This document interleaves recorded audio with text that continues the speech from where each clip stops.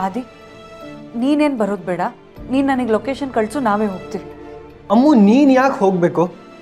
ಸಂಜೀವ್ ಅವರು ಬೇಕಾದರೆ ಹೋಗಿ ಅವ್ರ ತಂಗಿನ ಮಾತಾಡ್ಸ್ಕೊಂಡು ಬರಲಿ. ನೀನು ನನ್ನ ಅಕ್ಕ, ನೀನು ಬಂದಿರೋದು ನಿಮ್ಮ ತಾತನ ನೋಡೋಕ್ಕೆ. ನೀನಿಲ್ಲಿ ನಿನ್ನ ಫ್ಯಾಮಿಲಿ ಜೊತೆ ಇರಬೇಕು ಅಮ್ಮು. ಆದಿ, ಏನಿದು? ನಾವೆಲ್ಲ ಬೇರೆ ಬೇರೆ ಅನ್ನೋರ ಥರ ಮಾತಾಡ್ತಿದ್ಯಾ? ನಮ್ಮ ಫ್ಯಾಮಿಲಿ ನಿಮ್ಮ ಫ್ಯಾಮಿಲಿ ಅಂದ್ಕೊಂಡು. ಆದಿ, ಲೊಕೇಶನ್ ಕಳಿಸು ಅಂತ ಹೇಳಿದೆ, ನೀನು ಅದನ್ನು ಮಾಡಿ ಸಾಕು. ಸರಿ ಸಂಜೀವ್ ಅವರೇ, ಬನ್ನಿ ಹೋಗೋಣ. ಅಜ್ಜಿ ಸಮಾಧಾನ ಮಾಡ್ಕೊಳ್ಳಿ, ನಾವು ಬರ್ತೀವಿ. ಅಮ್ಮು, ಒಂದು ನಿಮಿಷ ನೋಡು. ಪ್ಲೀಸ್ ಅವಳನ್ನ ವಾಪಸ್ ಕರ್ಕೊಂಡು ಬರೋ ಪ್ರಯತ್ನ ಅಂತೂ ಮಾಡಬೇಡ. ಸಂಜೀವ್ ಅವ್ರು ಏನಾದರೂ ಅವಳನ್ನ ಮತ್ತೆ ಮನೆ ಕಳ್ಸೋಕೆ ಒತ್ತಾಯ ಮಾಡಿದ್ರು ನೀನು ಅದನ್ನು ಎಂಟರ್ಟೈನ್ ಮಾಡಬೇಡ. ನನ್ನ ರಿಕ್ವೆಸ್ಟ್ ಅನ್ಕೋ ಪ್ಲೀಸ್.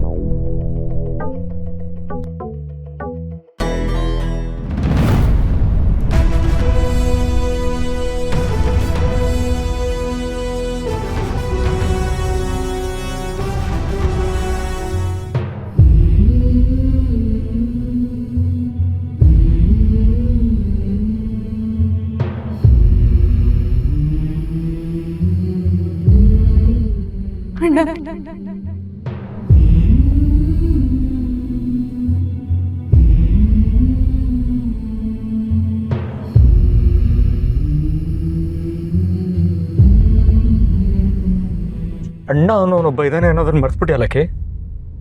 ಅಣ್ಣ, ಅದು ಈಗೇನು ಹೇಳ್ಬೇಡ, ನಡಿ ನನ್ನ ಜೊತೆ. ನಡಿ ಅಂದೆ.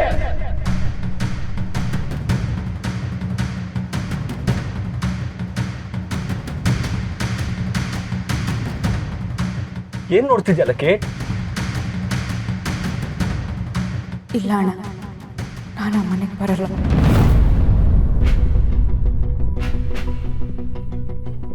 ಏನಾಯ್ತು ಲಕ್ಷ್ಮಿ? ಅದಕ್ಕೆ ನಾನು ಆ ಮನೇಲಿರೋದು ಸರಿಯಲ್ಲ. ಅದಕ್ಕೆ ಅಮ್ಮ ಏನಾದರೂ ಅಂದ್ರ? ತಾತ ಆಸ್ಪತ್ರೆಯಲ್ಲಿ ಇರ್ಬೇಕಾದ್ರೆ ನೀನ್ ಈ ಥರ ಮನೆ ಬಿಟ್ಟು ಬಂದಿರೋದು ನಿನಗೆ ಸರಿ ಅನ್ಸತ್ತಲ್ಲಕ್ಕೆ? ಅಜ್ಜಿ ಎಷ್ಟು ಬೇಜಾರು ಮಾಡ್ಕೊಂಡಿದ್ರು ಗೊತ್ತಾ? ಅಣ್ಣ, ಅಜ್ಜಿ ಹತ್ರ ನಾನು ಮಾತಾಡಿದ್ದೀನಿ, ನಾನು ಮನೆಗೆ ಬರಲ್ಲ ಅಂತಲೂ ಹೇಳಿದ್ದೆ. ಏನಾಗಿದೆ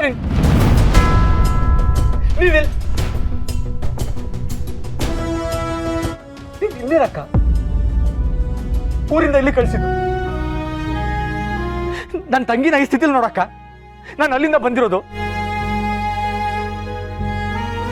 ನೀನು ಬೆಂಗಳೂರಲ್ಲಿ ಖುಷಿಯಾಗಿದ್ಯಾ ಅನ್ನೋ ನಂಬಿಕೆಯಲ್ಲಿ ನಾವು ಊರಲ್ಲಿ ಆರಾಮಾಗಿದ್ದೀವಿ. ಆದ್ರೆ ನೀನಿಲ್ಲಿ ಕಷ್ಟ ಪಟ್ಕೊಂಡು. ಅಣ್ಣ ಅಣ್ಣ, ಪ್ಲೀಸ್ ಅಣ್ಣ, ಅಳ್ಬೇಡ. ಅದಕ್ಕೆ ನೀವಾದ್ರೂ ಹೇಳಿ. ನೀನು ಮನೆ ಬಿಟ್ಟು ಬಂದಿದ್ಯಾ ಅಂತ ಈ ಅಣ್ಣನ ಹತ್ರ ಹೇಳ್ಕೊಳ್ಬೇಕು ಅಂತ ಅನ್ನಿಸ್ಲಿಲ್ವಾ ನಿನ್ಗೆ? ಈ ಅಣ್ಣ ನಿನ್ ಕಾಲಿ ಸತ್ತೋದ್ನ ಕೇಳಿ.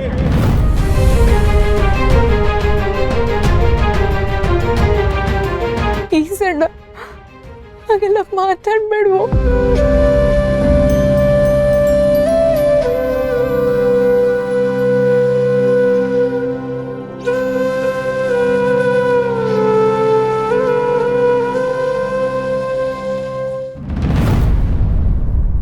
ಯಶೋದಕ್ಕ, ಊರಲ್ಲೆಲ್ಲ ನಿಮ್ ಸೊಸೆದೇ ಮಾತು ಅಂತೀನಿ.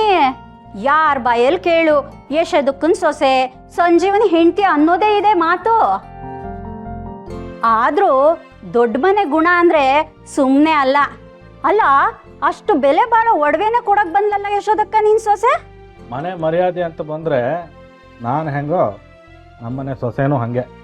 ನೀವು ಸ್ವಲ್ಪ ಸುಮ್ಮನೆ ಕೂತ್ಕೊಳ್ಳಿ. ನಾನೇನು ಕುಣಿತಾ ಇದ್ದೀನೇನೆ, ಕೂತ್ಕೊಂಡೇ ಇದ್ದೀನಿ ತಾನೇ. ಅಯ್ಯೋ, ಇಷ್ಟು ದೊಡ್ಡ ತಪ್ಲೆಯಲ್ಲಿ ಯಾಕೆ ತರಕ್ ಹೋದೆ ಚಂದ್ರಿ? ಒಂದು ಸಣ್ಣ ಲೋಟದಲ್ಲಿ ಕೊಡ್ತಿದ್ರೆ ಸಾಕಾಗ್ತಿತ್ತಪ್ಪ. ಕೊಡು, ನಾನಿನ್ ಬರ್ತೀನಿ. ಲೇ ಕುಮ್ದ, ನನ್ನ ಮೇಲೆ ಯಾಕೆ ರೇಗ್ದೆ ನೀನು? ಅದೇನೋ ಮನೆ ಮರ್ಯಾದೆ ಅಂತೆಲ್ಲ ಹೇಳಿದ್ರಲ್ಲ, ಈ ಮನೆ ಮರ್ಯಾದೆನ ನೀವು ಉಳಿಸಿರೋದು ನಾನು ನೋಡಿಲ್ವಾ, ಊರವ್ರು ನೋಡಿಲ್ವಾ? ಯಾಕೆ ಕುಮುದ ಕೋಪ ಮಾಡ್ಕೊಂಡಿದ್ದೀಯಾ? ಇನ್ನೇನು ಅದಕ್ಕೆ ನಳಿನಿ ಅದಕ್ಕೆ ಹಿಂಗೆ ಮಾಡೋದಾ? ಅವ್ರು ಮಾಡಿದ್ದು ನನಗೆ ಒಂಚೂರು ಹಿಡಿಸ್ಲಿಲ್ಲ. ಹಾಂ, ಅದನ್ನ ಹೇಳು. ಯಾರ ಮೇಲಿನ ಕೋಪ ನನ್ನ ಮೇಲೆ ಯಾಕೆ ತಿರ್ಸ್ತೀಯ? ಕುಮುದ, ನಳಿನಿ ವಿಷಯಕ್ಕೆ ಈಗ ನೀನು ಯಾಕೆ ಕೋಪ ಮಾಡ್ಕೊಂಡಿದ್ದೀಯಾ? ನಳಿನಿ ಅದಕ್ಕೆ ವಿಷಯ ಅಂತಲ್ಲ, ಈ ಮನೇಲಿ ಏನು ನಡೀತಾ ಇದೆ? ಎಲ್ಲರೂ ತಮ್ಮ ಇಷ್ಟಕ್ಕೆ ಬಂದಂಗೆ ನಡ್ಕೋತಿದ್ದಾರೆ. ಯಾರ ಬಗ್ಗೆ ಹೇಳ್ತಾ ಇದೆಯಾ ಕುಮುದ? ಅಮೃತ ಸಹ ತಾನು ಇಷ್ಟ ಬಂದಂಗೆ ಮಾಡ್ತಿದ್ದಾಳೆ. ಅಲ್ಲ, ಅತ್ತೆ ಅಂತ ಬಂದು ನಿಮ್ಮ ಹತ್ರ ಒಂದು ಮಾತು ಕೇಳಲಿಲ್ವಲ್ಲ? ನಮ್ಮವ್ರ ಕಷ್ಟಕ್ಕೆ ನಾವು ಆಗಬೇಕು ನಿಜ, ಆದರೆ ಮನೆ ಅಂತ ಬಂದಮೇಲೆ ಯಾರು ಏನು ಮಾಡ್ತಿದ್ದಾರೆ ಅಂತ ಮನೆ ಹಿರಿಯರಿಗೆ ಒಂದು ಮಾತು ಮುಂಚೆನೇ ಗೊತ್ತಾಗಬೇಕು ತಾನೆ. ಅದು ಏನು ಹೇಳ್ತಿದ್ಯಾ ಒಂದು ಸ್ವಲ್ಪ ಅರ್ಥ ಆಗಂಗೆ. ನಮಗೆ ಕಾಸು ಕೊಡೋಕ್ಕಾಗಲ್ಲ ಅಂದಾಗ ಒಡವೆ ಕೊಡೋದು ಒಳ್ಳೆ ಗುಣನೇ. ಆದರೆ ಈ ಮನೆ ಹಿರಿಯರು ನೀವು, ನಿಮಗೆ ಹೇಳ್ದೆ ಕೇಳದೆ ಹೀಗೆ ಮಾಡೋದು ಏನು ಚೆನ್ನಾಗಿರುತ್ತೆ? ಈಗ ಬೆಂಗಳೂರಿಗೆ ಹೋಗಿರೋದು ಅಷ್ಟೇ, ಹೇಳಲಿಲ್ಲ ಕೇಳಲಿಲ್ಲ, ಹಂಗಿಂದಂಗೆ ಕಾರ್ ಮಾಡ್ಕೊಂಡು ಹೋದರೆ ಏನು ಅರ್ಥ ಅದಕ್ಕೆ? ಏನು ಅರ್ಥ ಅಂದರೆ ಅವ್ರ ತಾತಂಗೆ ಹುಷಾರಿರಲಿಲ್ಲ, ಅದಕ್ಕೆ ಕಾರ್ ಮಾಡ್ಕೊಂಡು ಹೋದ್ರು ಅಂತ ಅರ್ಥ. ನೀವು ಸ್ವಲ್ಪ ಸುಮ್ಮನೆ ಇರಿ. ಅವಳಿಗೆ ಅವಳು ತವ್ರ ಮನೆ, ಅವ್ರ ಅಜ್ಜಿ ತಾತನೇ ಹೆಚ್ಚು ಅಂತ ಅನ್ನೋದಾದರೆ ನಮಗೆ ನಮ್ಮ ಮನೆಯವರೇ ಹೆಚ್ಚು. ಕೊನೆಯಲ್ಲಿ ಸಂಜೀವ ಅಮ್ಮನ ಕಡೆನೋ ಹೆಂಡತಿ ಕಡೆನೋ ಅಂತ ಬಂದಾಗ ಅಮ್ಮನ್ನ ಬಿಟ್ಕೊಡ್ಬಾರ್ದು ಅನ್ನೋದೇ ನನ್ನ ಕಾಳಜಿ ಅಷ್ಟೇ.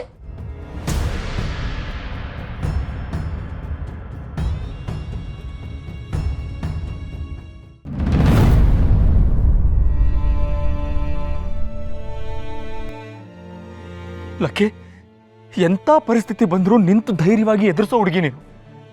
ಹೀಗೆ ಮನೆ ಬಿಟ್ಟು ಬರ್ತಾರ? ದೊಡ್ಡವ್ರ ಹತ್ರ ಮಾತಾಡೋದಲ್ವ? ಹೀಗೆಲ್ಲ ನಿರ್ಧಾರಗಳನ್ನ ನೀನೇ ತಗೊಂತೀಯ. ಯಾಕೆ ಲಕ್ಕಿ, ಯಾಕೆ ನಮ್ಮ ಹತ್ರ ಏನೂ ಹೇಳ್ಕೊಂಡಿಲ್ಲ? ಪರಿಹಾರ ಆಗೋ ಸಮಸ್ಯೆಗಳಾದರೆ ಹೇಳ್ಕೋಬೋದು ಅಣ್ಣ, ಆದರೆ ನನ್ನ ವಿಷಯದಲ್ಲಿ ನಾನೇ ಸಮಸ್ಯೆ. ನನ್ನಿಂದ ಅಮ್ಮನೆಲ್ಲರಿಗೂ ತೊಂದರೆ ಆಗ್ತಿದೆ ಅಂತ ಗೊತ್ತಿದ್ರು ನಾನು ಹೇಗಣ್ಣ ಅಲ್ಲಿರ್ಲಿ? ನಿನಗೆ ಈ ವಿಷಯ ಹೇಳೋಣ ಅಂದ್ರೆ ನೀನು ನೊಂದ್ಕೋತಿ. ಅದಕ್ಕೆ ಹೇಳ್ದೆ ಇದ್ಬಿಡ್ತೀಯ? ನಾಳೆ ದಿನ ನನಗೇನೋ ಸಮಸ್ಯೆ ಆಗಿ ಆ ವಿಷಯನ ನಾನು ನಿನ್ನ ಹತ್ರ ಮುಚ್ಚಿಟ್ರೆ ನನಗೆ ಸರಿ ಅನ್ಸತ್ತ ಹೇಳು? ಸರಿ ಅನ್ಸತ್ತ ಹೇಳು ಲಕ್ಕಿ. ಲಕ್ಷ್ಮಿ, ಅಮ್ಮ ನಿನ್ನ ಹತ್ರ ಏನ್ ಮಾತಾಡಿದ್ರು ನನಗೆ ಗೊತ್ತಿಲ್ಲ, ಆದ್ರೆ ಅವ್ರು ಏನೇ ಹೇಳಿದ್ರು ಅದು ಆದಿ ಮೇಲಿರೋ ಕೇರ್ ಅಂಡ್ ಕನ್ಸರ್ನ್ ಇಂದ ಮಾತ್ರ. ಅದೆಷ್ಟೇ ಪ್ರೀತಿ ಕಾಳಜಿ ಇದ್ರು ಮನೆ ಬಿಟ್ಟು ಹೋಗು ಅಂತ ಹೇಳೋದು ಎಷ್ಟು ಸರಿ ಅಮೃತ ಅವ್ರೆ? ಸಂಜೀವ್ ಅವರೇ, ಅಮ್ಮ ಮಾಡಿದ್ದು ಸರಿ ಅಂತ ನಾನು ಹೇಳ್ತಾ ಇಲ್ಲ, ಆದ್ರೆ ಲಕ್ಷ್ಮಿಗೆ ಆ ಮನೆ ಪರಿಸ್ಥಿತಿ ಅರ್ಥ ಆಗಿದೆ. And I think we need to respect that.